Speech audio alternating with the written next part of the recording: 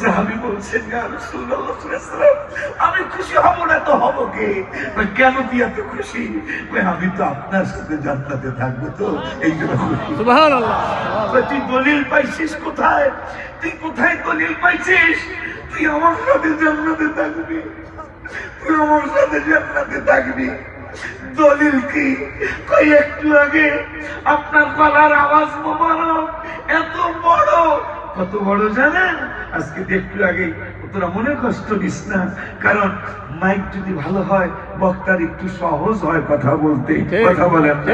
তোরা মনে কষ্ট নিস না, মাইক ভালো, চমৎকার মাইক, আলোচনা খুবই সুন্দর ভাবে করতে পারতেছি। মনে রাখবেন, প্যান্ডেল না করলেও আমাদের নাম শুরু দিচ্ছে, একটা লোক আসবে ইনশাল্লাহ।